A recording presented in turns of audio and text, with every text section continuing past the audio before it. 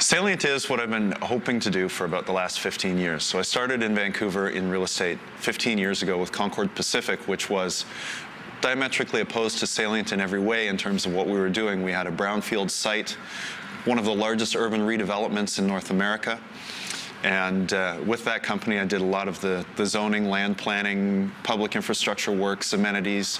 For instance, planning for all the parks and the Seawall Walkway, the public art program. So Salient was born out of the desire to work in my hometown, in the heart of it, and really do some positive things. I mean, I think really Salient's a word that pops up in, depending on what you're looking at in legal terms, in accounting terms. One of the easiest, quickest definitions is an outstanding feature. One of the reasons that I have a strong affinity with the word is when I was doing some traveling, I spent some time in East Africa. And the Aberdare Mountains in Kenya are they're a wonderful and special place, but the very highest part and the highest area in the Aberdare Mountains is called the Salient. And that's the part that's the most pristine. It's really almost its own ecosystem. It became a personal word for me. It became one that was special and it referred to a special place.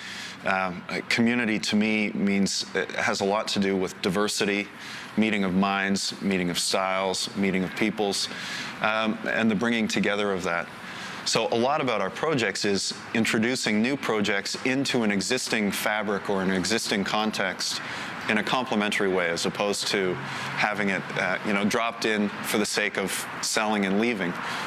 We're very much there for the long run. And it's another reason why we spend so much time on the details in the buildings.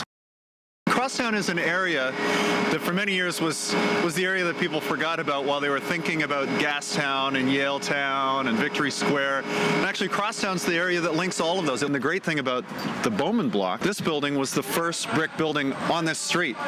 Walking in the door, it just has an incredible feel. I mean, it's a building that's got great substance to it. It feels warm, it feels like home. One of the things that's also very exciting with the Flack Block in the context of the 1.1 million square foot Woodwards development is the position of the Flack Block at 163 West Hastings and at this intersection is very much the cornerstone of this behemoth that's happening behind us. The Flack Block is going to be the jewel that in many ways it'll be the most photographed intersection with the backdrop of Woodwards. You know, this building was one of the more important buildings of its day, and when it was constructed in 1899, the guy that built it, his name was Thomas Flack. He made all his money. He's probably one of the few guys that actually made real money in the gold rush. Came to Vancouver and said, I want to build the best building in Vancouver. So he built it to the best practices of the day. He built it really to be a landmark, and so the exciting thing for me is to be able to make it a landmark again. It's a very important part of where the city came from, and really an important part of where it's going. Woodwards is probably the largest downtown piece of property that remains to be developed. It's been completely vacant and deteriorating for 10 years. It's a really strong symbol about the growth of our city and the way that we do it in Vancouver. Woodwards symbolizes, the potential in this area. I think it really is exemplary in terms of how Vancouver grows and where Vancouver's head's at in terms of development. We take a very different approach. It's the reason why we're the model for a lot of growth in a lot of American cities right now. So the terminus is the first phase of a three-phase very mixed-use project of about 130,000 square feet.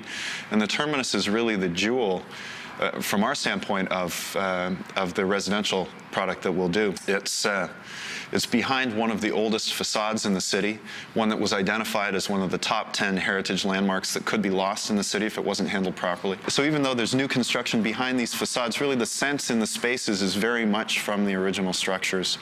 And more than anything else, we see this as being really the premier residence in Gastown going forward. I've often said that when you're dealing with existing buildings, it's the building will tell you what the form will be, the building will tell you the way to lay it out, and the building will tell you what the end product will feel and look like. And even with the facades that we're working with, that's very much been the case. They've established the pattern of the suites. They've established the layouts for the washrooms, which I think are probably the most exciting, internal layouts that I've seen in the city.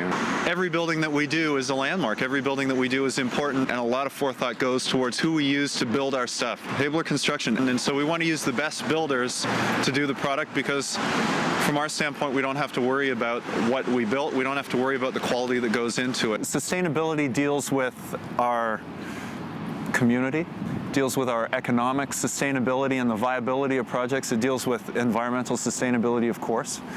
And I think a lot of our projects are very much, they epitomize what a sustainable project is about. We're taking existing buildings, we're not tearing them down and throwing them away. I love the area. Frankly, I spend a hell of a lot more time in Gastown than I do at home. It's the most real city part of this city, I think, that we have. Real goal to start bringing legitimate business back into Gastown, legitimate investment back into the area, and being in Gastown, you're in touch with the projects that we're doing. We're in touch with the people on the street, and every day it adds a very real feel to what we're doing, and some real perspective.